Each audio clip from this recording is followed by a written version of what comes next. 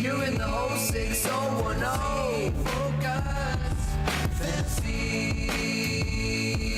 Fantasy Focus. Welcome in and happy Monday. The Fantasy Focus Football Podcast is presented by Century 21. Field and Matthew hanging out with you for hopefully many of you are enjoying or at least trending towards a Week 1 fantasy victory. Others perhaps face Lamar Jackson or Sammy Watkins. Hey, Putty, how are you? I'm good. You know why? Why? I'll tell you why. Because I did face Lamar Jackson. And you still won? I'm going to win, right? Daniel, can you do me a favor? Because Daniel and I, we play a dynasty league here. I'm not familiar with. Oh, yeah, you do. I'm in it. You're in the I'm league. in that one. Yeah, you're in this league, so it's a dynasty league with me and you and Kyle and Stefania's in it, and Mike Clay is in it, and Daniel's in it, and like then Keith a bunch of like Thirsty Kyle's in it. Yeah, Damien, the Statapillar's in it. Not Cool Keith is in it. Like, yeah, the whole crew. A lot of people that work on fantasy here at the company on both the podcast and the fantasy show on ESPN Plus. And I played Secret Squirrel yesterday. And Secret Squirrel, can you just look up? I haven't checked can you just see what it was? Yeah, hold on. I'm pulling it up right now. I just pulled it up. The Josh Dotson Upside League. Yep, the Josh Dotson Upside League. So you and I played each other. Your starting quarterback was Lamar Jackson. You got how many points from Lamar Jackson? 33.6. 33.6. Yeah. And so your team total was what? Well, here's the deal. Joe Mixon got me 2.7. Darius Geis got me 5.3. Tyreek Hill got me 3.1. Stephon Diggs got me 4.7. Delaney Walker came through with 20. So are you winning or losing? I am losing. Delaney Walker's a great pick for a dynasty league. Anyway, go ahead. Just if you can just tell me the total score. We don't need to go through all the rosters. I am losing 131.7 to 83.9. Daniel, off to a strong start. Yeah. No, but just rewind. Fantasy news from the National Football League. This is the instant replay. All I'm saying was just Daniel had Lamar Jackson as a starting quarterback, and like you were screw the pooch. For the record, he's losing to me by like 50. For the record, I also do have T.J. Hawkinson, so Delaney Walker is not my only tight end in a dynasty league. Ooh, that's retribution right there for Daniel. We'll get to T.J. Hawkinson and many more players throughout the show. But let's begin on Thursday night where the Packers win. If you could win. just do some quick math and figure out exactly how much I'm beating you by, that'd be great. You could just do that for me. Thirsty Kyle, you know what? Just go ahead and if you go ahead, Thirsty Kyle, you do that. Go ahead. Daniel 50 points. Let's begin with the Packers and the Bears on Thursday night. The Packers win this game. It might have been an ugly win, but a win all the same. 10 points was good enough for Green Bay to come out victorious. And Matthew, I think one of the first thoughts people had was maybe is there a wide receiver too? A hierarchy in Green Bay? Is it Marquez Valdez-Scantling clearly over Geronimo Allison, who went for the bagel on Thursday night? 0 catches for 0 yards. Oh, I'm well aware. Okay, I'm well aware. Yeah. I'm currently, Michael Smith and I are in a close battle, a pillow fight, honestly. Neither of our teams really showed up, but his team showing up a little bit more than mine. I need Darren Waller to have a big game this week. Yeah, Geronimo Allison in our 16-team league, I had to start him with Diggs banged up, and yeah, I got a 0. We start an extra flex in that league too. Anyway, 0 out of Geronimo Allison. Marquez Valdez-Scantling looks like the better wide receiver right now, but it's game 1, and we'll see. And Aaron Rodgers didn't look great that week, which, by the way, is not surprising. I mean, again, like, he has struggled at Chicago like almost every quarterback has over the last couple of years. Rodgers had his first touchdown in 4 years in Chicago on Thursday night. He did, but it's now 35 straight home games in which the Bears have not allowed a quarterback to throw for 300 yards and multiple touchdown passes. So once again, like, Aaron Rodgers did not look like Aaron Rodgers to me. He didn't look great. Now, I think first game of the season, it's a new offense. You're on the road. At Chicago, it's tough. Like, he threw a jump ball into the end zone and Jimmy Graham came down with it, which makes sense. That's a former basketball player there. But yeah, so I think it's tough to take a lot away from this. But certainly when my rankings come out for week 2, I will have Marquez Valdez-Scantling higher than Geronimo Allison against the Vikings in week 2, which is who Green Bay plays in the season opener at Lambeau. Good to see Aaron Jones have the lion's share of the rush workload, although Jamal Williams did factor in. He is a very usable very worthwhile stash if you have Aaron Jones on your roster. Jamal Williams clearly going to get some run on third downs. Yeah, I mean, I think so. So Aaron Jones played 34 snaps. Jamal Williams played 23. So a little running back by committee here, which is a little bit upsetting in a game that was close for the entire time. It just, again, this offense didn't seem to get out of the mud. I don't know that we have a lot of a lot of great insight into the Packers offense. They had a couple big plays. Tough matchup. I mean, 47 of MVS's yards came on one single catch, right? And so Aaron Jones just didn't seem to really get going here. I still believe free Aaron Jones, right? But I am more concerned about Aaron Jones than I am about any other piece of the offense here, because we'd heard sort of in the preseason that they were leaning towards a running back committee. That was some of the concern on Aaron Jones here. And certainly after one game, nothing that happened in that game makes me think, oh yeah, Aaron Jones is clearly the guy. Because it did feel like he's on the right side of that timeshare, but it didn't feel like this is Aaron Jones' job in any way, any stretch of the imagination. The saving grace here is that when they want to run the football, it's going to be Aaron Jones. It won't be easy this weekend. They host the Vikings in week 2, so certainly things don't get much easier as compared to the Bears. I think the Packers are going to be so good defensively, they're going to be able to run the football so much offensively that I'm still in on Aaron Jones carrying his top 20 running back value. I would agree with that. I still like Aaron Jones as a top 20 running back. And I love, I love Aaron Jones, free Aaron Jones, right? But in terms of here's a guy that I believe has the talent and is on an offense where he could be a top 10 player. And I think as long as Jamal Williams is there and as long as Matt LaFleur wants to rotate in running backs, he's going to remain like an RB2. All right, well, speaking of potentially concerning running backs, David Montgomery had 6 carries on Thursday night for 18 yards. I mean, a nice catch for 27 yards up the seam. But here's what we realized on Thursday. He has company in the backfield. Mike Davis played 38 snaps. Now, Tariq Cohen played 46 snaps. But let me make this clear. Tariq Cohen, other than the very first snap of the game, is a wide receiver now. Yes, he is. And we'll address the eligibility concerns much later on. But it's a David Montgomery and Mike Davis backfield. You more concerned about this one or the Aaron Jones situation? Because I feel like in some ways they kind of mirror each other. A player with a lot of upside who all of a sudden is not quite as prominently involved as you may have imagined. I'm a little bit more concerned about this one than I am the Aaron Jones one. I know Aaron Jones' talent. And to your point, when they run the ball, we think it's going to be more Aaron Jones than Jamal Williams here. Look, this is a game where, it's hard to say because again, just similar to the Packers, the Bears' offense was awful and just looked very out of sync and didn't look like what we expect a Matt Nagy offense to look like. Mike Davis had 38 snaps. David Montgomery had 23. So Davis outsnapped him by 15 snaps here. The first offensive play was a Mike Davis dive after a pitch to Tariq Cohen was erased due to penalty. Bears had 15 rush attempts. Not one of them gained more than 8 yards. This offense was stuck in the mud field. And so David Montgomery, who didn't play a ton of snaps here, and Mitch Trubisky looked awful, and we'll talk about him in a second. But as the Bears try to get into an offensive rhythm here, I don't know that you feel comfortable about David Montgomery having an every down role, given what we saw Mike Davis do. I thought Mike Davis was actually the more effective running back. I don't think anything on the Bears really worked other than Allen Robinson in this game, but Mike Davis actually looked a little bit better than Montgomery in this first game to me. Mike Davis is good, first of all. 150 touches last year for Seattle. We know he's good. I think that just like the Packers will have more games on schedule going forward, as in running the football well, playing good defense, the Bears will as well. I am not as concerned about David Montgomery as I think a lot of people are waking up this morning. So I ask you the same question in reverse that you asked me. So who are you more concerned about? Are you more concerned about the Aaron Jones and the Packers running back situation if you have Aaron Jones on your roster, or David Montgomery and the Bears running back situation if you have David Montgomery? If you had both guys, Montgomery and Jones on your roster, Montgomery and Jones on your roster, who are you worried about today? I would say that I have, let's say we use a 1 to 10 scale of worry. Sure. I'm at a 2.5 for Aaron Jones, a 3.5 for David Montgomery. So David Montgomery, slightly more worrisome, but in relative terms, not that worried. Mitch Trubisky. I'm a little bit more concerned. Okay. Where would you rank David Montgomery going forward for the rest of the season?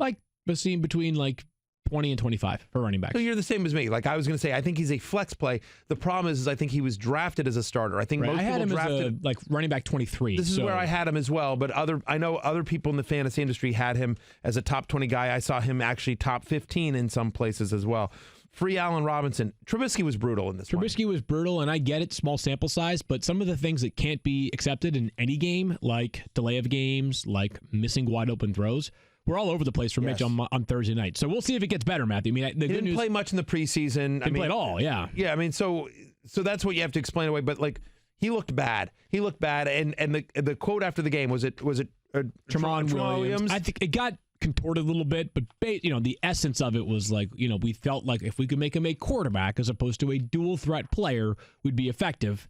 It happened on Thursday night. That much is for sure. Certainly correct there. So we shall see. I would be nervous if Mitch Trubisky was my only starting quarterback. The Titans defeated the offseason Super Bowl champions, Cleveland Browns, in resounding fashion. Was it 43-13 was the final score? It was a thumping. It was a thumping there from Tennessee in Cleveland, including Derrick Henry. Matthew, dude, listen. All right. Every once in a while, a blind squirrel finds a nut. Every once in a while, we whiff as well, like the inverse of that. Derrick Henry, I think Derrick Henry must have listened to the podcast this preseason, right? Apologies to Derrick Henry, Mama Henry, to everyone that has Derrick Henry on their fantasy team. And like Mike Vrabel and his beautiful mustache. Yeah, the Nashville fans, Tennessee fans, tighten up. Look, got this wrong. Like, I got no excuses here. I got no excuses. Somebody tried to troll me on Twitter, and I said, look, I didn't expect Derrick Henry to have a 75-yard receiving touchdown, all right? I think that's fair, right? I mean, again, Derrick Henry still had just 2 targets in this passing game. October 27th, 2016 was the last time Derrick Henry caught more than 2 passes in a regular season game. Yeah. All that said, you take away the 75-yard passing touchdown, he still had a monster game. He did. 19 rushes for 84 yards and a touchdown there. He was terrific. I got it wrong. I 100%. I just completely copped to this. It'll level off. It will. It'll level off in time. Derrick Henry and the Titans had a game that, we talked about how the Packers and Bears will get on script. The Titans were on script right away. Oh, sure they were. Basically, get the lead and just basically pound a team. Well, over and over and over again. Well, one of the reasons that I got this game so wrong is I thought the Browns were going to win. Me too. I mean, and listen, Vegas thought the Browns were going to win. Everybody else did, yeah. Right, they were 5.5-point favorites, and Tennessee came in there and just punched them in the mouth.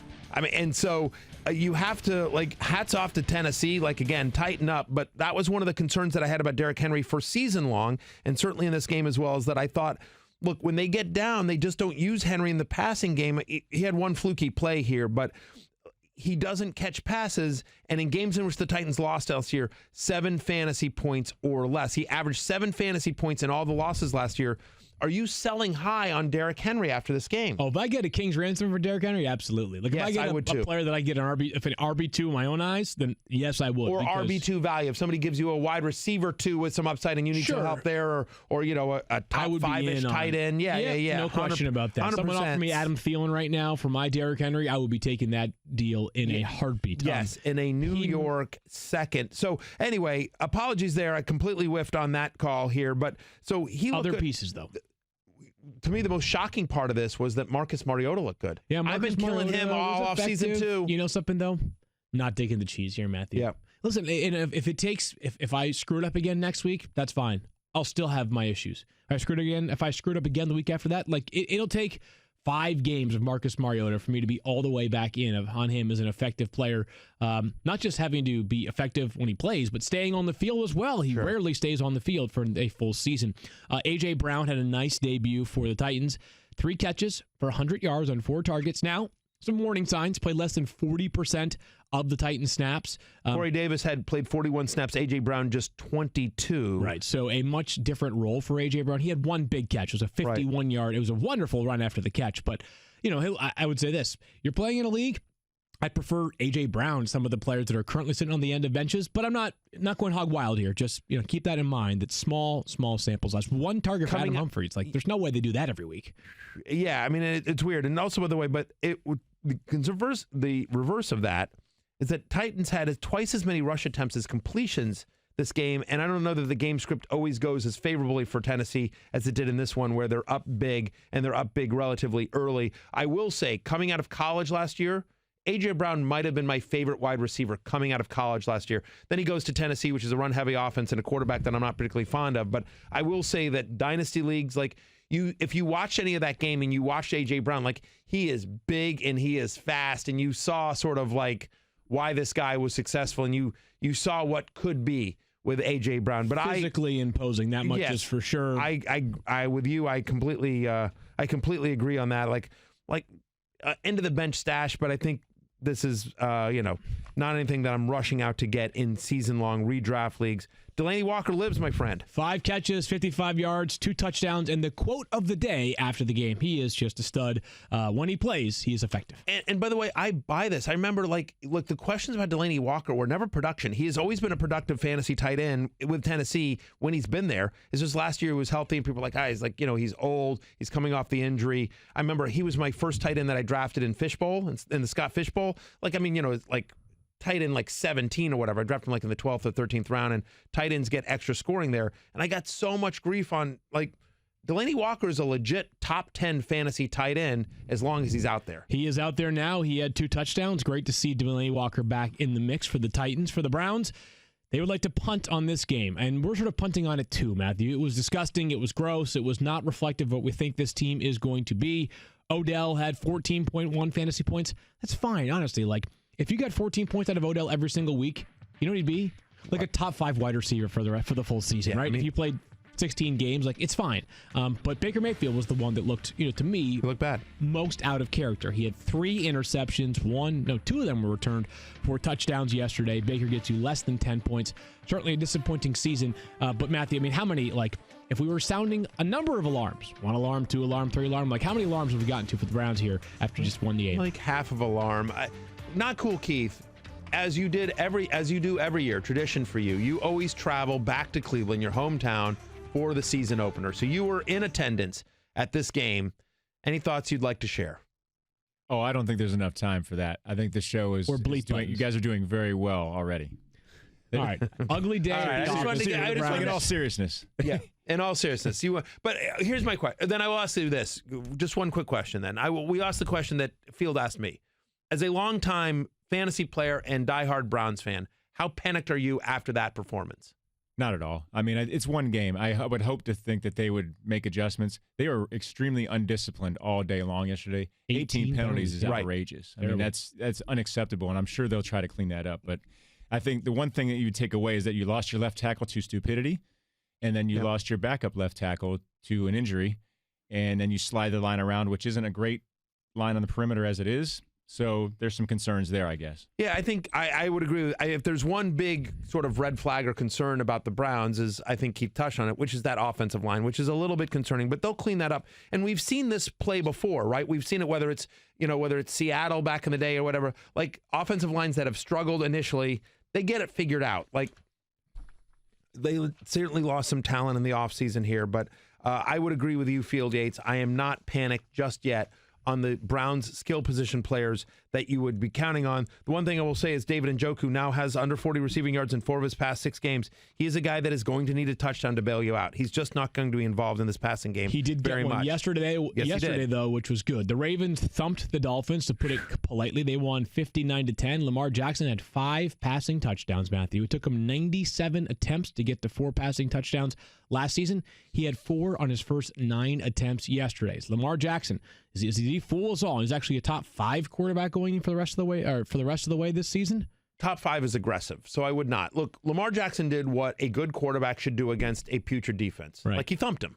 He was great, right? And he had a huge fantasy day. Wasn't enough for Daniel to beat me, but he had a huge fantasy day. Just want to point that out once again. That he had a huge fantasy day, and he did it without its legs, which was the most impressive thing, right? Lamar Jackson ran 3 times for 6 yards. If you said to me, hey, Lamar Jackson had 33 fantasy points yesterday, you would have assumed some of it came from his legs, and literally none of it came from his legs. So all of that is impressive. Having said that, this was the Dolphins. I buy this more than I don't. Right? Meaning, so in this sense, right? We talked all offseason that, hey, we think this Ravens offense is going to be more wide open than people think. We think they're going to be a little bit more, we heard John Harbaugh say, we think we're going to revolutionize, blah, blah, blah, blah, blah. So this is sort of played descriptive of what we expected. We talked about this multiple times as why we had Lamar Jackson as a sleeper, why we thought this team was really interesting. My top story on Fantasy Football Now Sunday morning was, I can't wait to see the Arizona and Baltimore offenses, because we know they've been keeping them under wraps. And so I'm excited to see what they are in regular season play. All of that said, I think you have to take it with a bit of a grain of salt, because it was Miami that is literally one of the worst. I think it's going to be a historically bad team in the NFL this year. And so I would say this is my take on Lamar Jackson after week 1. I think he's a viable starter in a 12-team league. Top 5, I think, is way too aggressive. But I think if you were in a 12-team league and Lamar Jackson were your starter, I think you'd feel pretty good about it right now. You sure would right now, and so too would be if you played Marquise Brown for some reason yesterday. Perhaps in daily fantasy, Marquise Brown was unbelievable. And this relentless moment is brought to you by Century 21. Marquise Brown had 4 catches for 147 yards, 2 touchdowns. His first 2 catches both went for long scores. Matthew, really good. Sounds awesome, right? Yeah. You have to go grab Marquise Brown. He had 147 yards and 2 touchdowns. 14 snaps. Yeah. 14 snaps yesterday. And I get it. Some players were resting in the fourth quarter for the Ravens. Sure. But guys like Willie Snead, it was the 5th most snaps amongst wide receivers on Ravens yesterday. Yeah, Marquise Brown is what he is, right? He's a big play guy. He's a guy that you're going to take deep shots to. And, he's a first-round pick, and so certainly there were a lot of rookie wide receivers that came out yesterday and had big games or unknown players, wide receivers that aren't rostered on a lot of rosters. And so Marquise Brown, certainly one of them. I think you should pick him up. Like, did he make the waiver wire column? Yeah, I did a column, or I did a category this week of basically young wide receivers that impress. So Right. DJ Brown, Hollywood Brown. We'll talk about Terry McLaurin. People DJ like that. Shark, Chris DJ Conley, Shark's right? on there. Yeah, Conley's not quite as young, but Conley yes, is in a different category. But right. yes. Yes. So he made your young wide receivers that impressed. Correct. No, I agree. But and yes, I mean, I think in a game that's more competitive, he plays more than the 14 snaps that you referenced there. But it's certainly it's something that should raise your eyebrow, Sure, right? yeah. I mean, I would love to have him on my roster now, but he got 6 targets. right, He got 6 targets. Yeah. No, I mean, he had 2 huge plays, and he has that ability. I don't think that's a fluke. Like, he's a big play guy, but First round pick for a reason. right. But Sure. big play guys often don't have consistent fantasy value. So Marquise Brown, you're certainly picking him up, but I wouldn't be trading the farm to get him as well. I think we need to wait and see, temper expectations for the Ravens. All that said, they're at home next week to the Cardinals. Yeah, that'll be fun there. You could certainly see a massive day for Hollywood Brown once again against that bad Cardinals secondary. The Dolphins have nobody that right now is on the fantasy radar. Nobody whatsoever. Before we move on, I just want to point out one thing similar to Hollywood Brown. Mark Andrews, huge game here, right? He goes let's see, Mark Andrews, 8 receptions for 108 yards. He scores a touchdown, 8 targets. But worth noting, Nick Boyle plays 41 snaps. Hayden Hurst plays 42. Mark Andrews plays 28. Now, again, they have certain roles, right? I mean, obviously, Boyle's like the blocking down back. And it's worth noting that when Mark Andrews has caught at least 3 passes in his career, he averages over 10 fantasy points a game, 10.5 to be exact. So double-digit fantasy points here. This is a guy who was second among all tight ends last year in yards per catch. So I think, for people that had Mark Andrews as a sleeper coming into this year, he was a trendy sleeper. This worked out well. But again, just look a little bit closer. Like, he's kind of part of a 3-headed monster at the tight end position. He's the tight end you want on Baltimore for fantasy. But I'm not ready to go all in and say, yes, this guy is an absolute automatic no-brainer starter. If you're looking at the Dolphins and you're looking for fantasy value, it feels like your best bet is going to be players that contribute in garbage time, which is oftentimes wide receivers. Devontae Parker yesterday had 3 catches for 75 yards on 8 targets. Preston Williams, undrafted free agent, found the end zone, 3 catches for 24 yards.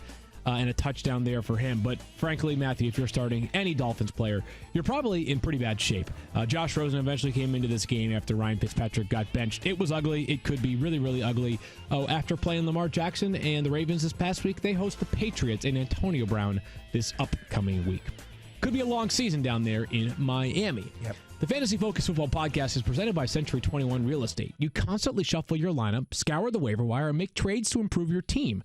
Shouldn't you spend the same amount of time looking for a real estate agent who makes as many relentless moves as you? 70% of people settle for the first agent they meet. Did you keep the kicker you drafted? Of course not.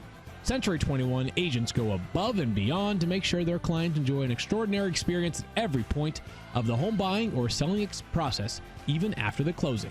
They do the work so you don't have to, which means more time for you to figure out your flex situation. Century 21, relentless moves. Find a local agent today at century21.com. Century 21 Real Estate LLC fully supports the principles of the Fair Housing Act and the Equal Opportunity Act.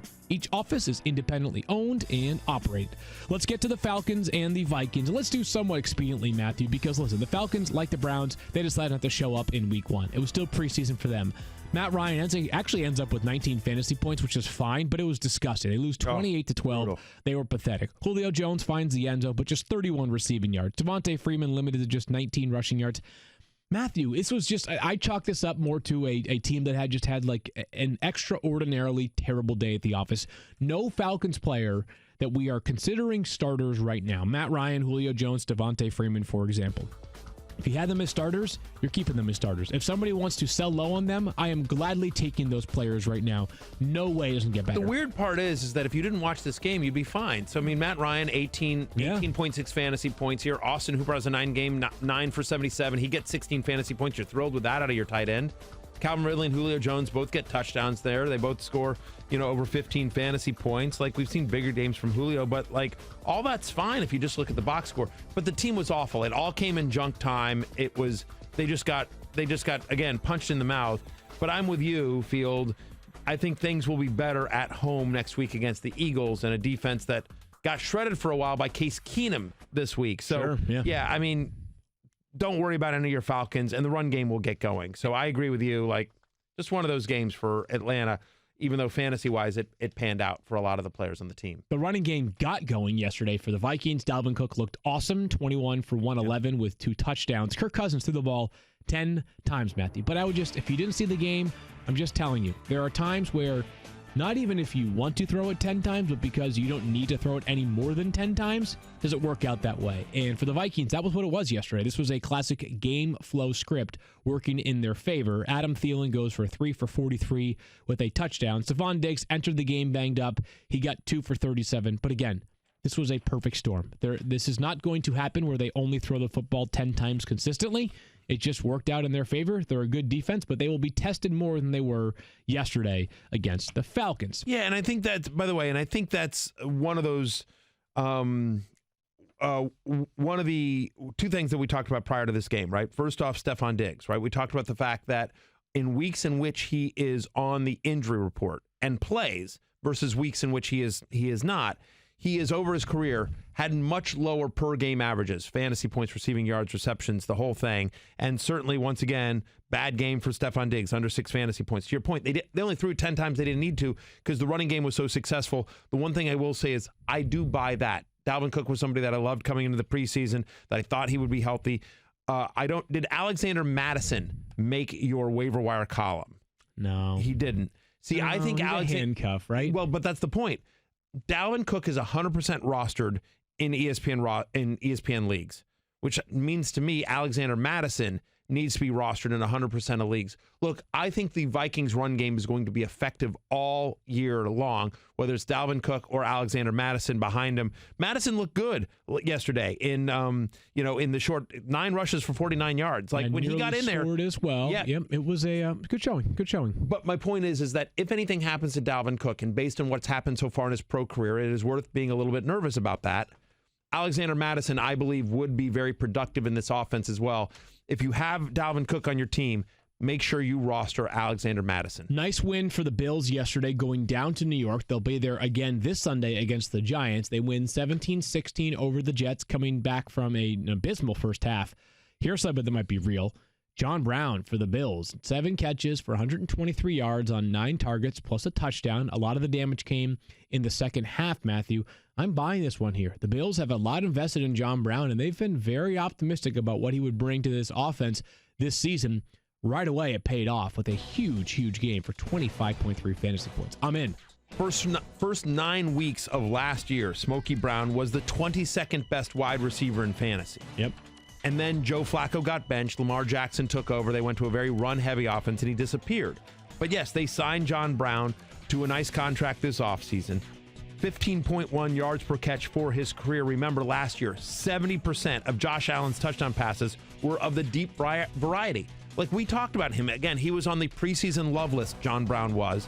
I 100% agree with you that I buy this because, obviously, look, I had him as a sleeper in the preseason. A deep ball threat on a quarterback that loves to chuck it deep, Yes, please. Yeah, count me in there. He's a talented player, John Brown is. And so it was nice to see him out of the gates with a big game here. Huge play that helped the Bills come back and beat the Jets. We've got a guy in the backfield. A guy. It's Devin Singletary. None of this, I thought that maybe they would be a little bit more patient, right? I thought it would be Frank Gore gets a good chunk of playing time. I believe the first 19 snaps all went to Devin Singletary. He ended up with 43 to Frank Gore's 18 and TJ Yeldon's 2. Yep. Now, he has 5 catches for 28 yards to Devin Singletary, 4 rushes for 70 yards. Game flow prevented them from running the football a ton, Matthew. But I'm telling you, the eye test, it works with Devin Singletary. Totally in on this player. I agree with you. And the thing that was really encouraging to me about Devin Singletary is the 5 catches for 28 yards, which doesn't sound like a lot, but still, PPR, that adds up. The fact that was one of the concerns about Devin Singletary is probably not going to be used that much in the passing game because he wasn't that much at FAU when he was in college, and they have TJ Yeldon there. So that was sort of the thought was, does he split the rushing work with Frank Gore and Yeldon comes in on third down? We like the talent. We're not sure the opportunity is fully there.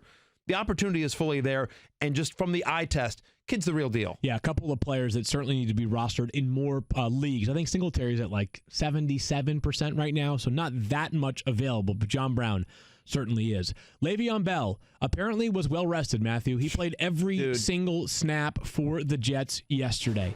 17 rushes, 60 yards, plus 6 catches for 32 yards and a receiving touchdown. And the receiving touchdown that he had yesterday was beautiful. It was a low throw from Sam Darnold. Bell went down, corralled it, took it in for the score. Impressive start for Le'Veon Bell. It certainly was. I was to be candid, I was super bitter. I was super bitter because I had Le'Veon Bell on the hate list, right? I thought, I bought into the talk that he would be rusty. I bought into the talk that had come out pregame that they were going to use Ty Montgomery and that it was going to be more of a split. They were going to ease him in. I think Le'Veon Bell played every snap of that game. He played every snap, yeah. Yeah, so that was completely wrong. The pregame scouting report from people that cover the team that said, hey, Ty Montgomery is going to be a timeshare for this first game, that was dead wrong. But I was bitter about it because I was hoping to get bailed out by the fact, and they scored a touchdown that ended up getting called back, and I thought it should have been a touchdown. It gets called back, and so then Le'Veon Bell scores in the next play. So bitterberry there a little bit, but yeah, wrong on Le'Veon Bell. I was wrong on Le'Veon Bell. Now, among the issues that I had about Le'Veon Bell coming into the season was, can he last? Right? Remember, this is a guy that in his NFL career has played all 16 games once. The last time he played all 16 games, and it was the only time in his career, was 2014. So a very impressive debut for Le'Veon Bell. I'll eat crow on this one. He was on the hate list, and I was dead wrong. So Le'Veon Bell showed me up. He outperformed his ESPN projection. But can he last throughout the season? That's the big question. But no one can answer that until we actually see it week to week. But it was good to see Le'Veon Bell back on the field. Not super efficient as a runner, but certainly was out there a ton. You can't ask for a whole much more than that. Yeah, the efficiency isn't there, but when the volume is, it doesn't matter how efficient you are. Random stat alert. Jamison Crowder became the first wide receiver ever to have 14 or more catches in a game with less than 100 receiving yards. That's my boy. So I don't know, that Alonzo Mourning gif that goes around where it's at first he's like, and then he's like, Yeah, well, he's sitting on the bench of the Bulls, right? And just kind of like, yeah, right. Exactly. So if I told you, Jamison Crowder made history for maybe the wrong reasons, but he still got you, 24.3 fantasy points? That would be good news right there. Matthew, he was one of my favorite sleepers during the preseason. He was. A lot of volume for Jamison Crowder.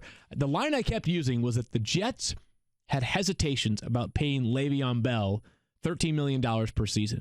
Conversely, they were over the moon to get Jamison Crowder for 3 years and I believe $26 million. It certainly seemed to have paid off yesterday. Obviously, he won't get 14 catches a game. But would it stun you at all if he goes for, he's already almost 20% or 50% of the way there, but I guess 14% of the way there. 100 catches, right? Wouldn't surprise you at all based on what we saw yesterday. It certainly wouldn't. Look, Robbie Anderson came to this game. He was a little bit banged up, and, Tre'Davious White is back there in that secondary as well. So a little bit of Sam Darnold taking what the defense gave him, right? But it's also about the comfort level. We've seen Sam Darnold, and by the way, we've seen an Adam Gase offense like to target the slot. But they also, they called some bubble screens from Jamison Crowder. They gave him some easy catches. They did a bunch of different things to try to get the ball in his hands.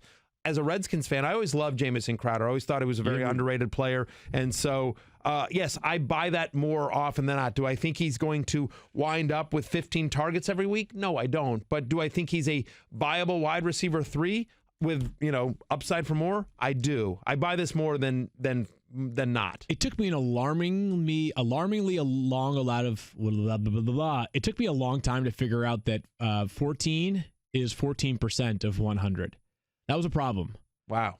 That was a problem right there. Yeah. So, my Wesleyan education being put to prime use right there. I'm just gonna say, stumbling over words and numbers is kind of my shtick. That's good. So That's a stay in good your thing. lane. All right, I'll get back to fantasy football. Thank then. you. The Redskins actually gave the Eagles quite a fight yesterday in the first half. They were up 17-3, and you just talked about your Redskins and loving them and Jamison Crowder. Well, Matthew, you may have a new love on this Redskins offense. Terry McLaurin. So there have been a bunch of young wide receivers that we've been talking about so far and we'll continue to discuss. And one that I keep reminding people of is it's great that Hollywood Brown had 31 fantasy points yesterday.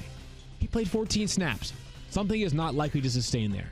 Terry McLaurin had 5 catches, 125 yards and a touchdown on 7 targets. He played 93% of the snaps. He's an every down player. The difference between him and some of these other young wide receivers is that he, barring injury, is going to be out there every single play. That was really encouraging from Terry McLaurin. Another player that if I am sitting there considering a waiver ad right now, I'd stack him at the top of the young wide receiver list. Yeah, they're going to throw the ball, and it's going to be one of two people. It's either going to be Case Keenum, who, as we saw last, look, competent. He's a professional quarterback, and I don't say that with any insult. Is he great? No. Is he leading you to the Super Bowl? No. But he is a professional NFL quarterback who, by the way, has been the quarterback for some big fantasy seasons. Sure, most recently, obviously, Diggs and Thielen in Minnesota, right? I mean, absolutely. Emmanuel Sanders, awesome. Yeah. Emmanuel Sanders was a top 12 fantasy wide receiver last year before getting hurt. Right. So again, we've seen him be effective enough to produce fantasy relevant numbers for wide receivers. And so if at any point Case Keenum loses his job this year for the Redskins, it's going to be Dwayne Haskins. Strong-arm Dwayne Haskins. Strong-arm Dwayne Haskins, who is Terry McLaurin's college quarterback. Yep. They played together at Ohio State. And so, yeah, I mean, obviously as a Redskins fan, I follow all the Redskins beat reporters, and one name that kept coming out of the preseason in terms of impressive was Terry McLaurin. So yes, I agree. This isn't me with my burgundy colored glasses here. He is the real deal. They love him in Washington, and 94% of snaps. It's a team that's gonna throw. Yeah, no question. But they're gonna have to throw because they're gonna have troubles running the football. Is he your yesterday. number? If you had the number one waiver claim, or you had the number one spot, let's say that whatever you had a bunch of guys that just didn't show up, right? You had Big Ben and James Conner, and your team just didn't show up. So you've got the number one waiver claim. Is McLaurin, and you need a wide receiver. Is McLaurin your number one guy? Probably not. Who's your number one? We haven't talked about him yet, but it could be John Ross. Interesting. Who had a massive day yesterday. Now, maybe McLaurin could be up. I think Hollywood Brown, McLaurin, or John Ross be my 3 key. Yeah. It kind of depends on what you need out of your roster, is what I would say. Fair enough. Yeah. But if you're looking for the upside fences, probably would be John Ross or Hollywood Brown. But if I needed the best chance to be steady and reliable, I think it's McLaurin because John Ross's value could be impacted by A.J. Green. I agree with that. And then Hollywood Brown, 14 snaps. And he's, by the way, Hollywood Brown, foot injury throughout the offseason. Yeah, I think so. Anyway, we'll have our waiver wire show tomorrow, Field, and your free agent finds column will come up tomorrow as well on ESPN.com. I'm later a company on man. Today. Wait, what? Your column's coming out today? It's been coming out today for 3 years. Well, why doesn't anyone tell me these things? I should. You're on the email list. I don't read my email. Tough day out of the gates, by the way, for the Redskins. Darius Geis, three catches, but just 18 rushing yards on 10 attempts. A game that kind of got away from them in the second half. Matthew. Well, what's interesting is at the start they were very aggressive. They realized that one of the areas that they could attack, and I think a lot of teams are going to realize this about the Philadelphia Eagles. Down the field. Yeah, exactly. The secondary is kind of the weak spot of that team, and so they were aggressive, and so they didn't need to run the ball, and then the Eagles, the Redskins, because this is what the Redskins do. They let them back in the game and sort of gave up a bunch of big chunk plays and just let Deshaun Jackson get behind them, which I don't know how that happens. You guys know what he brings. But so they never really had an opportunity to run the ball, if you will. I think better days are ahead for Darius Geis, but maybe not next week when they're at home to the Cowboys. So, yeah, but Chris Thompson, let's talk about this backfield for 1 second, because Adrian Peterson was a healthy scratch here. Chris Thompson is going to be more involved. And Chris Thompson, who was, a fantasy superstar a couple of years ago and sort of forgotten and undrafted, gets 10 targets in this game, 7 for 68, 12-team PPR flex. If you need a flex running back or if you need a fill-in, I hope Chris Thompson makes the free agent finds column. Yeah, I think his roster percentage was really low too, Yes. like 5%, which was surprising. But I guess last year fell off the map. So, anyways, But the game script that happened for the Redskins against Philadelphia is one that I think will happen a lot this year, in which they will be in games where they need to throw, for whether because they're behind or because that's the way you attack the defense, especially given the offensive line issues that they have in Washington with no Trent Williams. let's get to the Eagles here. And Deshaun Jackson had the most predictable revenge game ever, as you just alluded to. 8 for 154 with 2 touchdowns, both of them of the long bomb variety. He was in the love list, guys. I like how you didn't start Deshaun Jackson. I have no idea. Well, if they're going to just have like 3 or 4 shots down the field per game, this is a chance to be real. Not about like top 20 wide receiver real, Matthew, because the volume, we'll see if it's actually there. He had the team high 10 targets, but so many mouths to feed there that like I feel like this is a team that 1 week Alshon might lead the way. Another week it might be Zach Ertz. Another week it might be, JJ Arcega might have a week where he does this, right? So many talented players in Philly that it's hard to say that one guy is due for like 150 targets during the season, but encouraging. Deshaun Jackson certainly made good on his return to Philadelphia and his first week in your lineup. No question. And I think what the biggest thing for me is you could see the impact a guy like Deshaun Jackson has on the Eagles offense, and specifically Carson Wentz. It's one of the reasons why I was so high on Wentz coming into the preseason, and I think a lot of people were as well. Is like, this is the most talented group of pass catchers Wentz has ever played with in his career. And he just stretches the field. And so defenses will adjust and account for Deshaun Jackson, which is going to open up the underneath stuff for Zach Ertz and for Alshon Jeffrey, who got into the end zone. And like, we didn't even talk about Nelson Aguilar, who didn't really do anything in this game, right? And Dallas Goedert, who we expect to see more of as well. And so anyway, it's an if you have Carson Wentz on your team, I think it's going to be a very fun year. One last thing I'll say about the Eagles, which is the running back situation here. Yeah. I think there's still a chance to potentially acquire Miles Sanders on the cheap, and I think you want to. Yeah, I think so too, Matthew, because, well, I don't know about if I really want to, but I think there's definitely a chance to. 11 for 25 was his line yesterday. 1 catch for 2 receiving yards, just 3.7 fantasy points. But because of the fact that he came in with some question marks going into this season, Matthew, I think people that drafted him are willing to cut bait sooner because they were already preparing themselves emotionally for some sort of letdown. You know what I mean? Like, right. If you draft a guy like, Zeke Elliott had an okay day yesterday, but you didn't. You're not like, right? whatever. Like whatever. Miles Sanders, you drafted him because you were like, I get it, I know, like no risk it, no biscuit, right? Well, I risked it, and yesterday it did not work out. So you're right. He could be acquirable right now. I'm just going to say Miles Sanders played 36 snaps, Darren Sproles 20, Jordan Howard 16. Yeah. And so again, game script a little bit. They were down big, and so they had to pass to catch up, and then they eventually took over, but they never really dominated this game. I mean, they did dominate it for a while, but scoreboard-wise, they never dominated this game. They never had a big lead that they were just sort of protecting. But yes, I think, and this is somebody who liked Jordan Howard a lot in the preseason, that I thought he was being way underdrafted, and he's still going to wind up with 6 to 8 touchdowns. But watching that game, and then, and hearing Sal Powell on Fantasy Football Now Sunday morning, and just talking to people around the Eagles organization, Miles Sanders is the real deal. So I think it's going to be a very good year for Miles Sanders, and I think people might look at the box score and say like, whatever, have that point. So I do think that's a trade target if you could, quote unquote, buy low on Miles Sanders. That's something that I would explore. You see this freshly shaven face right here? I do. Look at that baby face. Mm-hmm. Hello. Dollar Shave Club. Byproduct of Dollar Shave Club. Is Monday your day of the week to shave? Actually, no. The 9th is the day of the month to shave. That you shave? Yes. So for the rest of us that have actually hit puberty the way Field hasn't, let me talk to you about Dollar Shave Club. You don't mean that. We can't stress enough the quality of their products. They've spent years developing, crafting, and refining everything. They have everything you need to use to look, feel, and smell my best. This is weirdly written because here's what I'm going to read what it actually says. They have everything you need to use to look and feel and smell my best. So I guess if you want me to smell my best, you order it. That was me. I put that in there because I want you to smell your best. I appreciate that. How about can I ad-lib here for a second? Yeah, you can do it. All right. They have everything you need to use to look and feel and smell your best.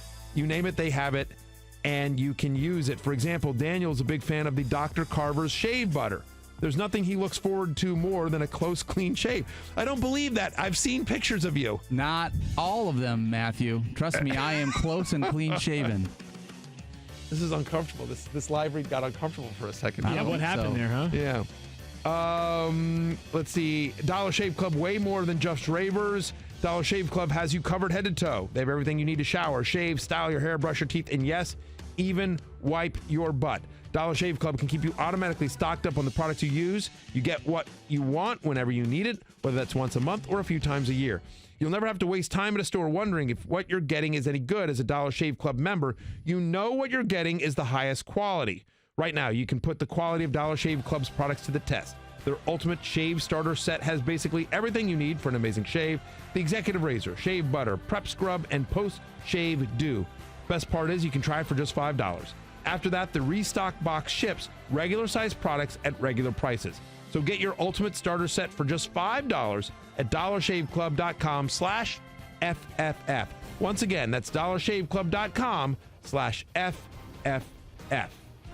Good stuff there. We roll along with the Rams and the Panthers. The Rams end up winning this game on the road. Nice win for them to begin the season. But Matthew, one of the most notable storylines of the day in week one was Todd Gurley and his role for the Rams after all the questions, all the concerns, all the possibilities about his knee being a factor during the season or not being a factor. What did you learn yesterday about the Rams backfield? And if you roster Todd Gurley, how concerned are you or aren't you? A little concerned. But let's talk about this for a second. Okay. So first off, in terms of the snap share, Todd Gurley played 51 snaps. Malcolm Brown played 19. Yep. Okay. Number two, in terms of the red zone, Malcolm Brown played 6 snaps. Todd Gurley played 3. So let's talk about that. So what happens is that the first touchdown that Malcolm Brown had, Cam Newton fumbled the ball. It was like on the 10-yard line. They came in. Malcolm Brown came in with the offense, got 2 runs, scored on the second one. Yep. The second drive, in the second touchdown that Malcolm Brown got, Malcolm Brown was in for the entire drive. And this happens sometimes, Field, and you can speak to this as well, which is NFL teams will say, like, they'll go into a game and they'll say, like, it's going to be Gurley for 2 drives, then Brown for 1, Gurley for 2. Like, we heard this all throughout the preseason. They want to limit his workload. And I know Sean McVay said no pitch count for Todd Gurley, but just because there's no pitch count doesn't mean they don't want to work in other running backs or that they don't want to, again, manage his workload. And so when that actually worked out, credit Sean McVay, like in the fourth quarter, Todd Gurley was like the guy. I mean, like he was somebody that helped them, kind of to ease it out. And towards the fourth quarter, if you watch this game, he looked like Todd Gurley. He had some nice runs, right? You were like, oh yeah, that's the guy I remember. So I think I want to say, and maybe I'm looking at this I'm too optimistic here, but I want to say that Malcolm Brown getting the 2 touchdowns was more just sort of bad luck on Todd Gurley and just sort of like, Malcolm Brown had certain series that he was going to be in on. It just happened those were the 2 that they ended up driving. Overall, I thought the Rams offense looked out of sync. I thought Jared Goff looked bad. He did. Jared Goff was on the hate list coming into this week. We talked about his home road splits. We talked about how well Carolina brings pressure and that Goff doesn't work under pressure. So those were all the reasons why I had him under his projection, and he finished under his projection. That one worked out. Brandon Cooks was out of it. So the whole offense didn't look in sync. Credit Carolina, who played a very good game, very good defensive game. Cam Newton didn't have a good game, but the defense, I thought, showed up for the most part for the Panthers. So I'm a little bit concerned. But again, you're talking about Todd Gurley, who over the last 2 years was the best red zone running back in the NFL. And I'm not ready to just suddenly say that the Rams are going to be like, forget that. The one thing I will say here about the Rams running back situation is that Malcolm Brown needs to be rostered in 100% of leagues. We talked about this in the preseason, again, that if anything happens to Todd Gurley, it's going to be Malcolm Brown. Darrell Henderson, who was overdrafted, becomes an afterthought in this offense. And so, again, it's one game. You don't want to overreact to one game. Yeah. But 2 snaps is 2 snaps. And so I don't imagine that. I think there were people that imagined Darrell Henderson as potentially a flex play. Like, you need to see it on the field before you're putting Darrell Henderson out at all. I'll just say this, just to quickly inject my 2 cents on Todd Gurley. I'm more nervous because last year, so a couple of things. Last year, not only did he get all the carries, he got all the goal line works. And we said one of the refrains we used this preseason was not all touches are created equally. A Sean McVay offense is different than an offense elsewhere. Correct. The golden touches yesterday predominantly went to Malcolm Brown. Yes, they did. And and there may not have been any rhyme or reason to it, but if in half the games they're going to Malcolm Brown and not Todd Gurley, then it certainly has a cap on the value of TG3. My only caveat to that is, and I agree with everything you just said, like you have to be a little bit nervous here. But I guess what I'm saying is I'm not hitting the panic button just yet, especially because, by the way, two things. From the eye test, he looked like Todd Gurley. He looked pretty good. I don't think Todd Gurley, personally. Maybe not peak Todd Gurley. He looked better than I thought he was going to look. Is that fair? Like fine, he seemed to get going. Again, this is a guy that didn't play in the preseason at all. So it maybe took a little while for him to sort of warm up, and he was certainly managed, as Stefania talked about on Fantasy Football Now. He was very managed in the preseason with his practice. Right, he didn't even practice all that much. Right. So I was encouraged by sort of what I saw in the fourth quarter there. The other piece of it is that some of that was baked into his ADP. Wherever you got Todd Gurley this year, you got him at a discount. Yeah, you got him at a discount. So again, in terms of earning his value, I think everything you just said is fair, and it certainly raises an eyebrow. Yeah. But am I hitting the panic button and completely freaking out and trying to get whatever I can for Todd Gurley? No, I'm hanging tough for at least one more week. Again, they are at home next week to the Saints. If he can't score against the Saints in what is probably going to be one of, if not the highest over-under next week, then I think we can hit the panic button. Let's keep things moving here. Christian McCaffrey was awesome for the Panthers, just an absolute stud. But these two wide receivers, DJ Moore and Curtis Samuel, we spent all offseason hearing about how Curtis Samuel is going to be a star. 4 targets yesterday, 10 for DJ Moore. DJ Moore had 7 catches for 76 yards. I like Curtis Samuel as a player. I like the skill set. And we've had some encouraging words recently. I just, what I was fearful of, and maybe week 1 started to confirm, was that when you're 5'10" or 5'11" and more pint-sized than Steve Smith, who was a sturdy 5'11", it's hard to get you super involved in the passing game week in and week out. And yesterday, that was case 1, or example A. 3 for 32, Matthew. DJ Moore, to me, clear. And we said this. We reflected it in our rankings. Clearly, the Panthers wide receiver. Yeah, you and I got a lot of grief about having DJ Moore over Curtis Samuel after all the Curtis Samuel buzz in the preseason, and we stuck to our guns. Yeah, a lot of buzz there. But, by the way, some of this is on Cam Newton. Cam was bad yesterday. Sure, but 4 targets is 4 targets, right? That's just not a lot of looks. I feel better if it was 3 catches on 8 targets. Yes. I'd rather put it on Cam, but it was 4 targets. Yeah, exactly. 10 targets for DJ Moore, 7 for 76. You're happy with that. By the way, I thought this was interesting. Again, Rusty and Cam was bad, but 10 targets for Greg Olsen. Who's Greg Olsen, who was underdrafted, right? And it's out there in some leagues. Like, look, health is a concern there with Greg Olsen, but that's baked into his ADP because a healthy Greg Olsen is like a top 5 fantasy tight end. 10 targets for Greg Olsen, I think, is a bit of an eyebrow raise. And so I think if he's available in your league, I haven't looked at the roster percentage. Did he make the free agent fines column? I don't think he qualifies. Right, he's still over 50%. Yeah. But he's 100. I don't believe he's 100% rostered. Probably correct. Yeah. So anyway, I thought that was interesting. 10 targets for Greg Olsen. I think better days are ahead for him, and certainly for Cam. It was just this is what you get with Cam. Every once in a while, you get a stinker.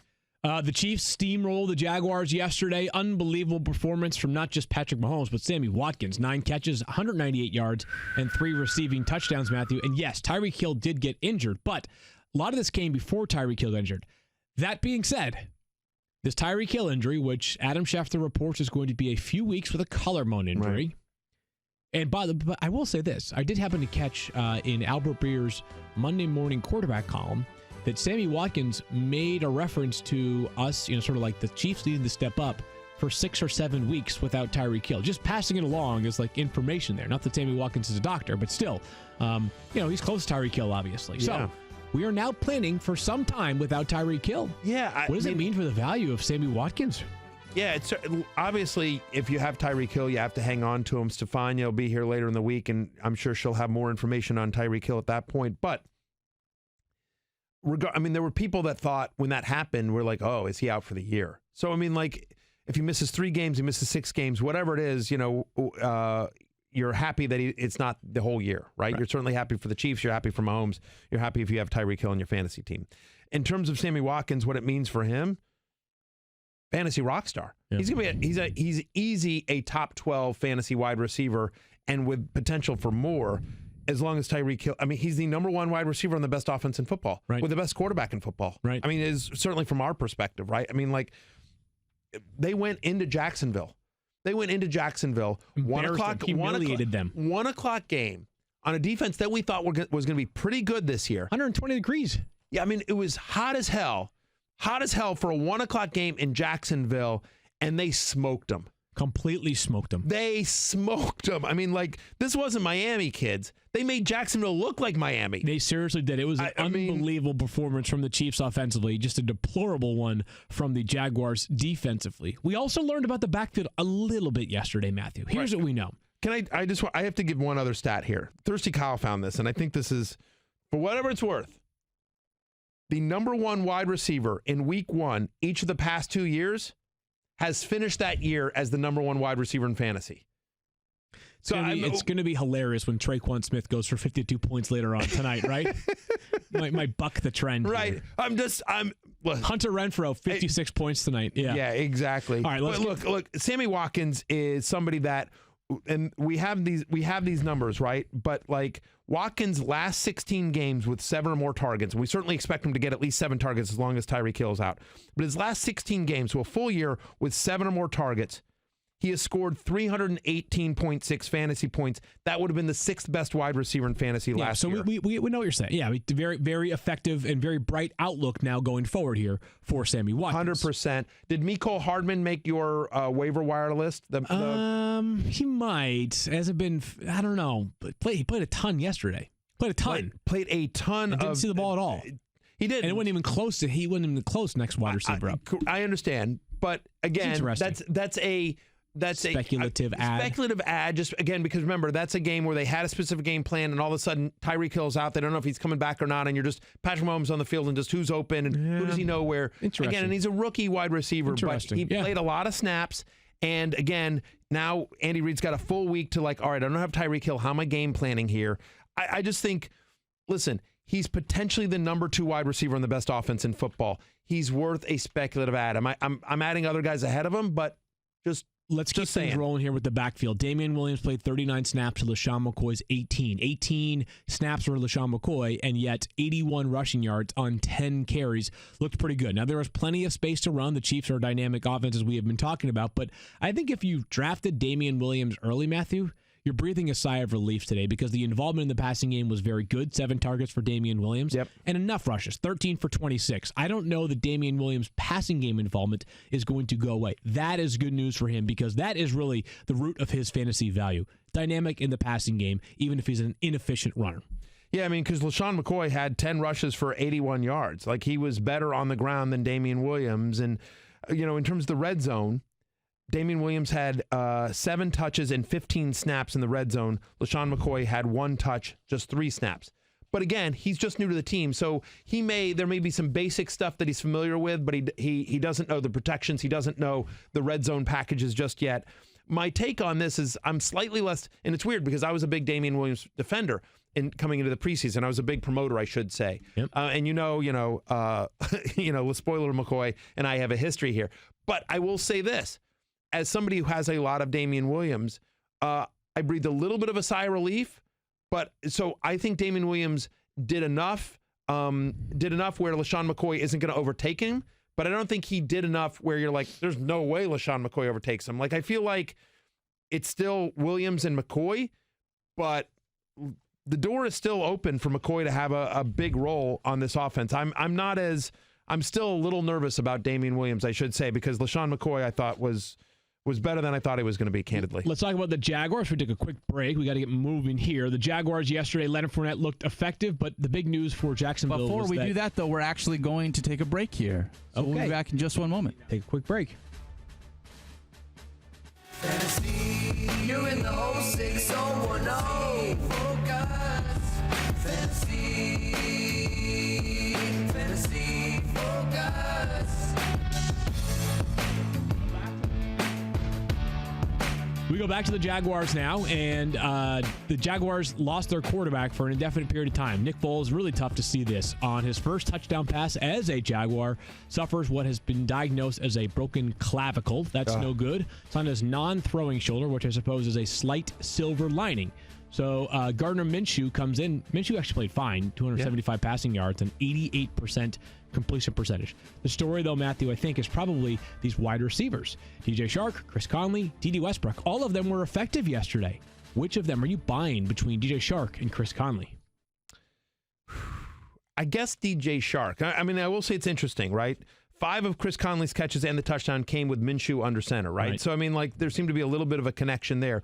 I will say that DJ Shark was a guy that we'd heard a lot of buzz about in the preseason. That was the guy whose name we kept hearing after Dede Westbrook, the most impressive pass catcher in Jaguars Jaguars camp. Been a rough couple of days with me in terms of just pronouncing things. We'll get it. Yes, exactly. It's been a rough couple of days. I'll just leave it at that. So anyway, DJ Shark is the guy that kept coming up. And I want to give props to our colleague Mike Clay, who on Fantasy Football Now yesterday talked about, in his wide receiver cornerback matchup segment, talked about DJ Shark as somebody that he thought had a great matchup and looked good. And obviously that paid off if you listen to Mike, 4 for 146 and a touchdown. So I guess DJ Shark, just because I've heard of the buzz and, you know, obviously the numbers are the numbers here, but I need to know how long Nick Foles is out. I still believe in Dede Westbrook here. Again, like they're not going to pass it. I think they're not going to pass as much in games as they did in this one because they're not going to play the Chiefs every week where they just get their butts kicked. It's a run-first offense. Leonard Fournette looked really good yesterday. And Nick Foles, by the way, is having surgery today. So we should get a timetable. We could get a timetable as soon as today for the rest of his season outlook. The Chargers and the Colts had what was perhaps one of the most entertaining games of the afternoon. Let's go to Indianapolis. And the big question was, would T.Y. Hilton's value crater with Jacoby Brissett under center? Perhaps not so much. 8 for 87. 2 touchdowns, Matthew. Really encouraging signs from T.Y. Hilton. I had two big whiffs this week. Okay. Derrick Henry and T.Y. Hilton. T.Y. Hilton was also on the hate list, so I'll call that. I'll just, yell at myself on that one. I thought Casey Hayward would do a better job shadowing him. I thought that he would struggle on the outside look, and he got one cheapo touchdown, but still, Hilton was a rock star. 9 targets, 8 for 87, and 2 touchdowns, as you mentioned here. It's clear that the volume is going to be there for T.Y. Hilton, and the players that you really cared about when Andrew Luck retired, T.Y. Hilton and Marlon Mack, they proved like Andrew who? I mean, right? And you talked about this, I believe, on the pre-show on Fantasy Football Now as well, where you talked about the fact that there is a belief in Indianapolis that Marlon Mack is going to be a star. Yeah, not only because of his running value, but because the offensive line is so good. 25 rushes for 174 yards and a rushing touchdown. 0 targets in the passing game, and that's okay for Marlon Mack. If they're going to run the football like that, and the Chargers are a pretty good defensive front now. Yes, they are. Melvin Ingram, Joey Bosa, amongst other players, certainly key cogs in their defense. So I was encouraged by Marlon Mack yesterday. Good signs, I would say, on the whole, for the 2 most important Colts in fantasy football. Eric Ebron, just for those who are counting at home, 1 catch for 8 yards, 1 for 20 for Jack Doyle. Yeah, he dropped a pass in the end zone that should have been a touchdown. Daniel, you've seen that before, right? Eric Ebron dropping passes in. Seen it once or twice. Yeah, once or twice. Just worth noting, Jack Doyle, 42 snaps to Ebron's 25. Doyle, 9 red zone snaps to Ebron's 5. Again, Eric Ebron, just 13 catches over his past 5 games. It's one of the reasons we were fading him in the preseason, and one of the reasons why we had Jack Doyle ranked ahead of him, both for week 1 and in the preseason. Austin Eckler was the story of the day in some ways in fantasy football. 39.4 fantasy points, 6 catches, 96 yards, 2 receiving touchdowns, 12 rushes, 58 yards, and a rushing touchdown, including the go-home walk-off touchdown in overtime. Matthew, Melvin who? There were a lot of reports that came out of preseason that sort of suggested what we have been saying all along. We think there's a chance that this Melvin Gordon holdout lasts a long, long time, and certainly Austin Eckler's performance should give Chargers fans and Tom Telesco in the Chargers front office a lot of confidence, saying like, yeah, we're good. Yeah, we're 44 rushes, 44 snaps yesterday for Eckler compared to 15 for Justin Jackson. Really awesome to see for Austin Eckler, who's locked in as a top probably 12 to 15 play until Melvin Gordon returns. And we expect this to be the job that he will continue to have for potentially all the way until November, late November at that, according to Adam Schefter yesterday. Mike Williams, by the way, gets banged up in this game yesterday after just 2 catches for 29 yards. So we'll see how much that impacts his availability in week 2 when they play the Detroit Lions. Yes. Bengals looked far more effective yesterday than maybe some expected them, present company included. Yeah. They end up losing 21-20, but it was a very competitive game. And John Ross, was this a breakout game? How about this, Matthew? 7 catches, 158 yards, 2 touchdowns, 12 targets for John Ross, played 81% of the snaps. I got to tell you, I am going to look back on things that I am imagining right now or saying right now and say in 3 months, what was I thinking? but there are others where I feel pretty confident about them. I think I'm in on John Ross. 12 targets. Look, okay, here are a couple things we know. Literally world-class speed. Yes. Right? The offensive operation in Cincy, I said this during the preseason, looked much tighter. Yeah. It looked like an actual offense during the preseason. Kudos to Some Zach teams Taylor are and his vanilla. staff. This team looked like a professional offense during the preseason. I know it's not going to be pretty every single week, but a monster day for John Ross. And not even until A.J. Green returns, I think I'm in. Oh, well, and here's the other thing about John Ross, that I think because it's just been such a disappointing start to his NFL career, this is a guy that was a top 10 pick overall. 9th overall, yeah. He was 9th overall. He's a first-round wide receiver, and when the Bengals took him at 9th overall, there weren't anyone going like, wow, that came out of nowhere. What are they thinking? He was a guy that was rated that high that everyone sort of said that made sense. He was a guy that was rated out of college as a first-round pick. He goes in the top 10, and there are misses sometimes, but usually when somebody goes that high, it is because there is serious talent there. So he has struggled with health throughout his NFL career, but now appears to be fully healthy. They're going to have to throw, especially, by the way, given the state of that offensive line and given a banged-up Joe Mixon. I agree with you. I'm in on John Ross. John Ross also, Joe Mixon, banged up yesterday. We don't know the extent of it. It's an ankle issue, but Giovanni Bernard, a player the Bengals recently extended, Matthew, should be a top waiver ad for any league this week. He's available in about 2/3 of leagues as things currently stand. He has always produced when Joe Mixon has been out. When Giovanni Bernard gets 15 or more touches, he has always produced. So, yes, I agree with you. Giovanni Bernard needs to be rostered in 100% of leagues. By the way, Thirsty Kyle throws up the stat. 7 touchdowns for John Ross in the 8 non-A.J. Green games that he has played. So, and even sometimes it's been 1 for 1 for a touchdown, but this is a guy that finds the end zone. You know how people say, when you win ugly in the NFL, yeah, win's a win. That was the Seahawks message yesterday. 21-20, a game they were 9.5-point favorites. But let's do the negative and then the positive. The negative is that Tyler Lockett was saved by a 44-yard touchdown. He had 2 targets yesterday, Matthew. Yeah. Now, maybe the regression hasn't occurred yet in terms of the touchdowns because he scored another one. But good Lord. 2 targets for a guy that was supposed to be the focal point of the passing game? Not great. Yeah, I think just, credit to the Bengals defense that sort of focused on him and took it out. You look at the target share, Chris Carson actually led this team with targets. Chris Carson got 9 targets and caught 35 receiving yards and a receiving touchdown as well, which was mostly him. It was a little dump off, and then Chris Carson did most of the work here. I still believe that Tyler, when all is said and done on Seattle season, the leader on this team in targets will be Tyler Lockett. Yeah, I feel the same way, Matthew. It was discouraging, but it was kind of like it settled out at a reasonable 11.4 points is fine, right?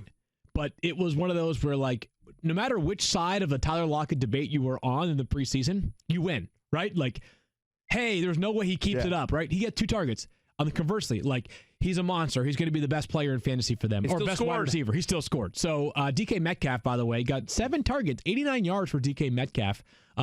He also flexed on a DB yesterday. Do you think that guy, you think a little, did he dribble at his leg a little bit after that? He might have. Yeah, a little bit. But given how much training camp DK Metcalf missed and that we didn't think he was 100% healthy, this is an impressive debut. This is an impressive debut for DK Metcalf, who I believe he's also probably available in.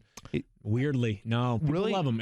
He was at 83%. Oh, wow. Okay. People love DK Metcalf. He's huge. He's big, strong, fast, all those things. Social media. He takes his shirt off on Instagram and stuff, just like Daniel does. Right. The two of them, both that's sort of both very popular on social media for showing their naked chests. We've been approached to do a spin-off of the movie Twins. I don't know. You've probably seen with Arnold Schwarzenegger and Danny DeVito. Right. DK and I have been approached to. I understand that. You should have your agent look at that. The Giants fall to the Cowboys. It was resounding fashion. Here's the thing about do you think Rashad Penny has any value beyond just a handcuff? Nope. Yeah. Nor do you, I think. No. Chris Carson, 39 snaps. He was 12. awesome. Rashad Penny had 12. And Chris Carson, by the way, looked the part. This is one of the reasons we've been banging the drum for so long. Cowboys thumped the Giants yesterday. For the Giants, there were 2 players that we cared about going into the season, Saquon Barkley and Evan Ingram. Both of them were good, even though Saquon Barkley had just 15 total touches, 17.9 fantasy points. Evan Ingram, 28.6 fantasy points on a monster 14-target day, 116 yards, 11 receptions, plus a receiving touchdown. Good for him. That's going to be the real deal. That's going to be that's the thing. This passing offense is going to go through Evan Ingram, but don't look now. Eli Manning threw for 300 yards in this game. Listen, it was a blowout loss, and they were never in this game. But Two quarterback leagues. Yeah, until he gets benched in about 3 weeks. Yeah, sure. We'll see. We'll see. Danny Dimes made his premiere in this game. We'll see whether he gets how soon he makes his debut. But I will say, just listen, 300 yards in a tough environment. Daniel Jones if you're in a deep league, Daniel Jones is an interesting speculative ad. He sure is. Or if you need Eli Manning, because I do think this offense will put up points, even if it's in junk time.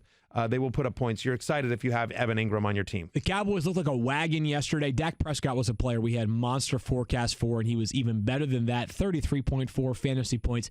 He gets the Redskins and the Dolphins next. A favorable upcoming schedule for Dak Prescott. And Michael Gallup looked like a legit wide receiver. 7 for 158. A lot of preseason buzz surrounding Michael Gallup. Everybody looked good for the Cowboys yesterday, but Gallup not qualifying for the waiver wire. He's been rostered in about 80% of leagues, but good to see that people are following the preseason buzz and drafting accordingly. By the way, Zeke Elliott sort of split carries Tony Pollard. 2 things to note. A, 3 practices. B, this game got out of hand. They rested guys in the second, late in the second half of this game. Just overall, because there's not really a big takeaway to your point. Michael Gallup's in a lot of already rostered in a lot of leagues. Kudos to Kellen Moore, the new offense coordinator of the Cowboys. Yeah, looks good. And listen, it pains me to say this as a Redskins fan, especially because, by the way, that's who the Cowboys play next week. They're at my Redskins, but Dak looked awesome. He did. He played a great game, and it was a great game. Like, the point is I think just if you have Cowboys players on your roster, you should be feeling pretty good. Like, I think this is legit. I think it's going to be one of the best offenses in the NFL, and it kills me to say that. But the Lions remain undefeated, which is good. The problem is they also remain winless, which is not as great. They tied the Cardinals yesterday in what became a weirdly entertaining game late in the fourth quarter. The Lions had a 24-6 lead. They tied 27-7. Here's the big takeaway, though. They may have a star. TJ Hawkinson, 8th overall pick out of Iowa, they do have a star. Was billed as a stud, and 6 for 131 with the touchdown.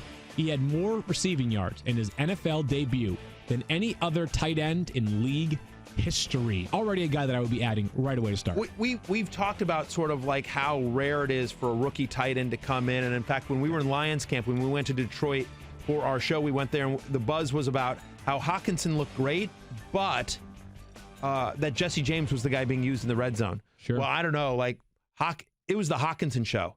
Like, you got why they used a first round pick on this guy, why there was so much buzz about Hawkinson. Like, another Iowa tight end. Like, he looks 100% the real deal. He sure does. That's good news right there. I will be adding him in every league. Danny Amendola, by the way, had 13 targets in this game. I think some of it, 14 actually for Amendola, the same number as Kenny Galladay and Marvin Jones combined. They basically got 4 extra drives late in this game, but Amendola in a deeper league, sure, that's fine.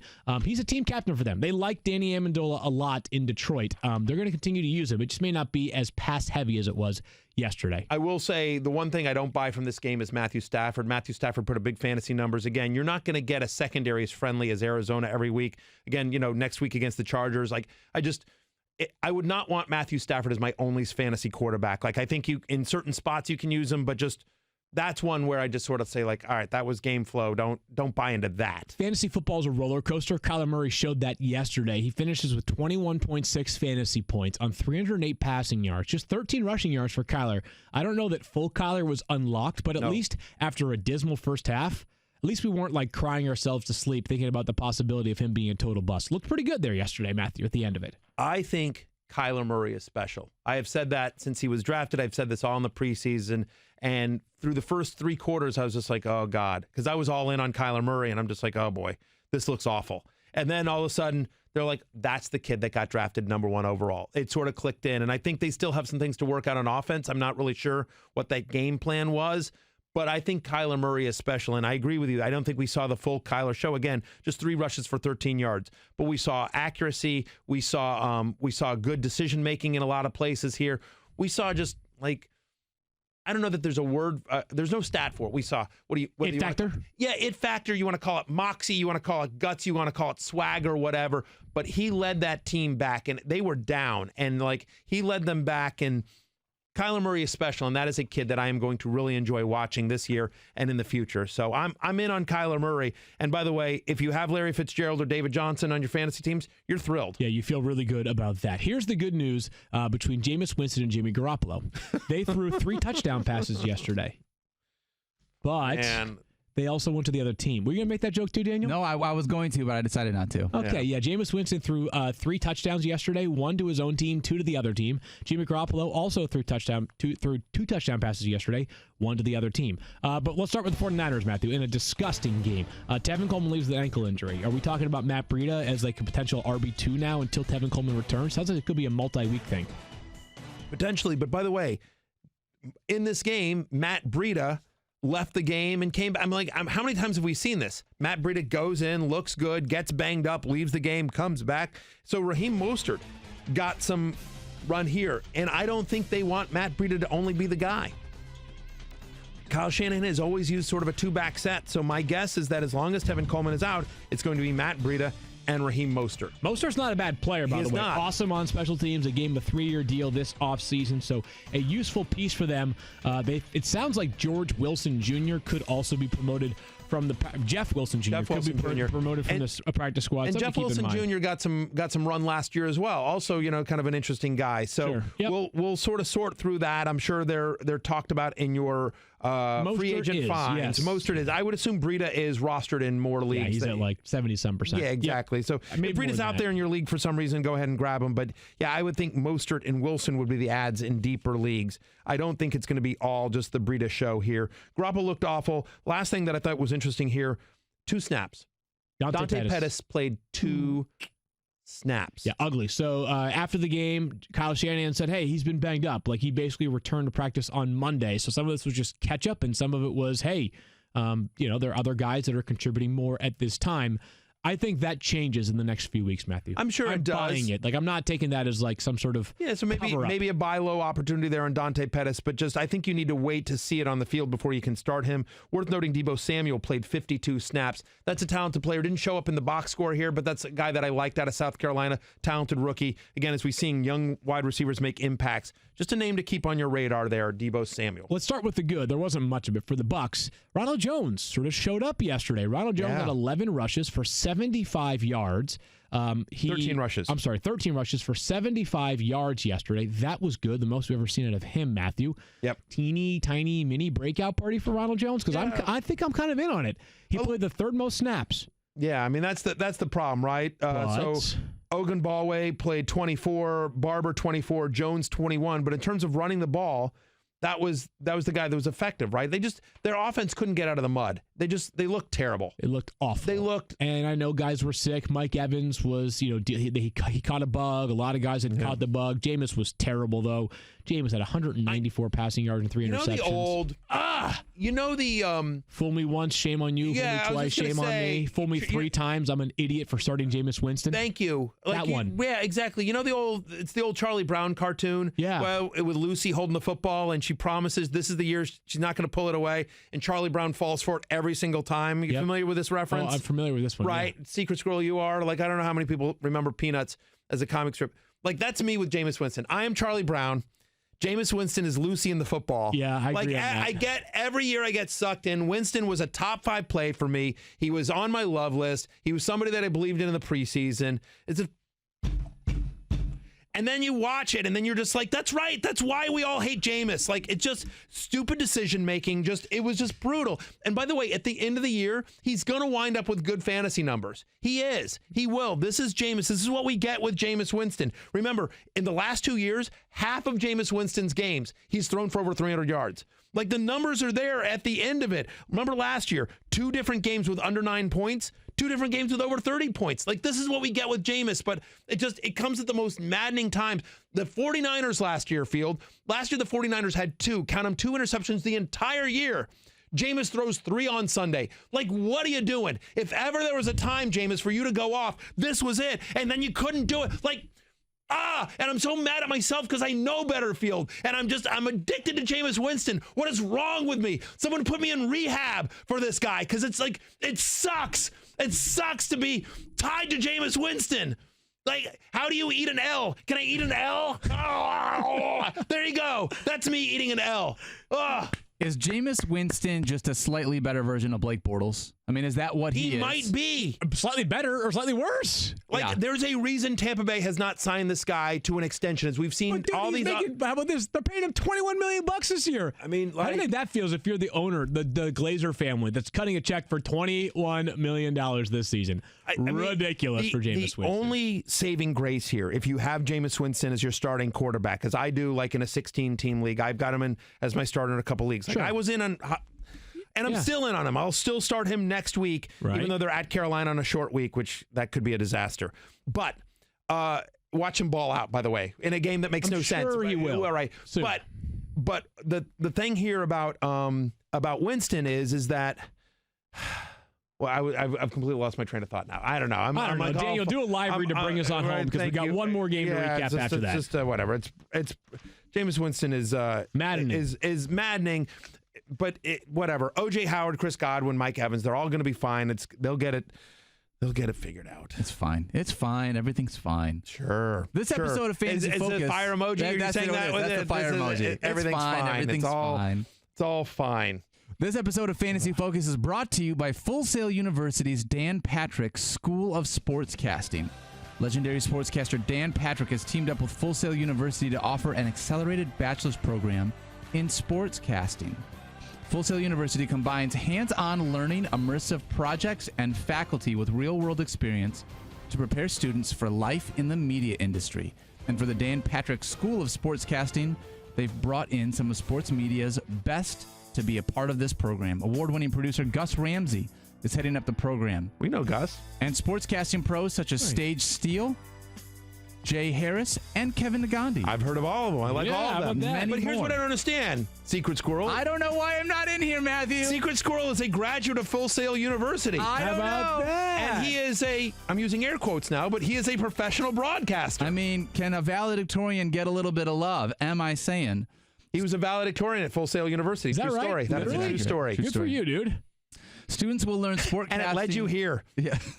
Will learn sportscasting inside and out, on camera, behind the camera, podcasting, radio, interviewing, and everything in between. At Full Sail University's Dan Patrick School of Sportscasting, you can earn a bachelor's degree in about half the time, as short as 20 months. You can choose to earn your degree online or on Full Sail's campus in Orlando, Florida. To learn more about Full Sail University's Dan Patrick School of Sportscasting, go to fullsail.edu/fantasyfocus. All right, let's keep things. They should have you as a professor of podcasting at least. There should be something there. Professor of podcasting, Daniel. Come on, Full Sail. What are you doing? Let's bring this home with our last game of the weekend. The Patriots and the Steelers. The Patriots romp 33-3 is the final. For the Steelers, a forgettable night all the way around. Juju Smith-Schuster gets you 13.8 points. James Conner 10.5. Matthew, it was gross. Again, are you concerned? Question for you then. Are you concerned? Like, no Le'Veon Bell, no Antonio Brown. I am concerned, Matthew. Like, how often this whole addition by subtraction thing? Are we sure that's going to work? I mean, they were awful. Out of sync. Now listen, Ben's home road splits have been well documented last year. Seemed like he got rid of it last year, but last year had Antonio Brown.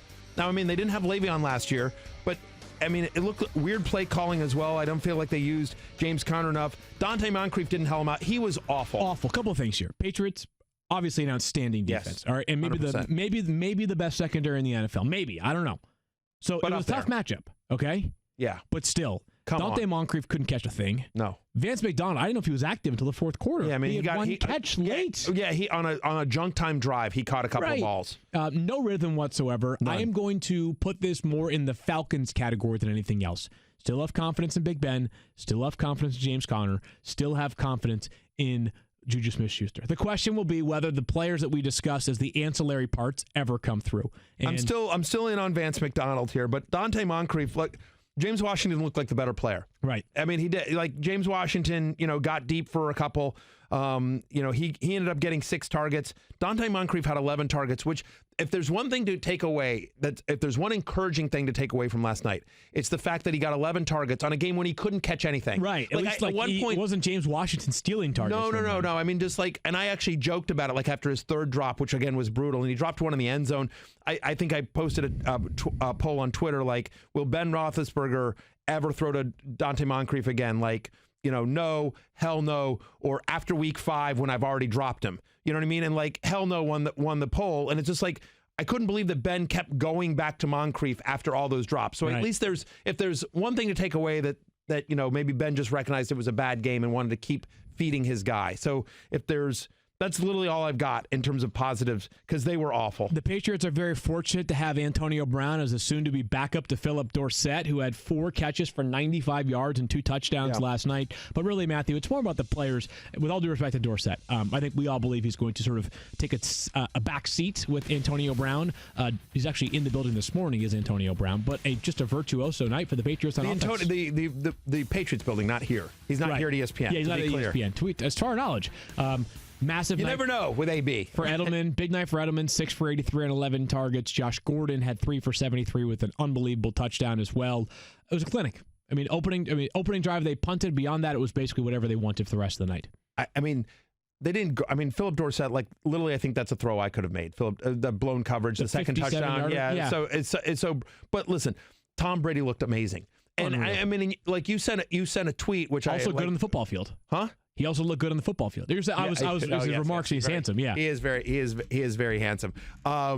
Look, I wish, and I said this on Fantasy Football Now, like, can I walk this back? Like, when I said this on our emergency podcast we did over the weekend, Antonio Brown, like, I had Tom Brady on the hate list in the preseason, but that was before Josh Gordon got reinstated and before they assigned Antonio Brown. Like, if I was drafting for the rest of the season now, Tom Brady's a top 8 fantasy quarterback. Maybe even more than that. Maybe even more than that. Like, he looked awesome, and the offense looked awesome. It helped that the Steelers didn't even play defense, but still. If you look at their next 5 weeks, Matthew, for the schedule, Tom Brady might be a consistent fixture in the top 5 for us in the quarterback. 100%. He's at Miami. Like, it's going to be hard to rank him outside the top 3.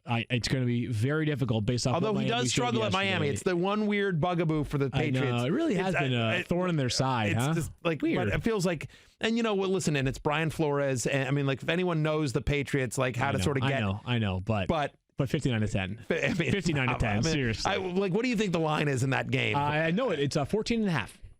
Yep. So. Give me the Patriots. I'll give the 14.5 and take the Patriots in that here. So it's awesome. It'll be interesting to see what happens. We'll get more into Antonio Brown and what we think happens to Josh Gordon rankings wise later in the week, or listen to our emergency podcast from this weekend where we went sort of through the Patriots, kind of player by player and how we think Antonio Brown impacts this offense going forward. But they looked awesome. Last thing, not worried about Sony Michel. Still got 15 carries. 15 carries in this game, more than James White and Rex Burkhead combined. Just didn't work out. Seems like the Steelers sort of sold out to stop the run. And obviously Brady made him pay. Yeah, I feel like there may be some they need to rethink their plan for the next time around. By the way, Kyle notes it's already been bet up to 16.5 points. Patriots over Dolphins in week 2. That's a tidy 90-minute podcast right there for you. We'll be back tomorrow with waiver wire stuff and so much more, plus Monday Night Football recaps. And Daniel, what say you? You have something to say? RamsHeadLive.com. There are 3 tickets left to the Baltimore show. Let's get those sold out by tomorrow. 3 tickets left. 3 are available. Part of me feels like we should just buy them ourselves and hand them out or something like that. We could do that. We'll Lamar Jackson, Hollywood Brown, and Justice Hill want to come with us. That'll be fun. Mark Andrews. Yeah, so Mark Andrews, you are on the guest list if you want to come by. We are back tomorrow. Half price for Marquise Brown. Matthew and I discussing waiver wires, plus a whole lot more. Watch this TV show in the meantime. Peace out. You're in the 06010. Never gonna hustle in case you didn't know. Matthew Berry, TMR. You guys go ahead, give me grief for being on SportsCenter for 45 seconds. I think you could do better than me because I don't think you could. Jailbait, Field Yates. You're terrible at #improv. At Field Yates.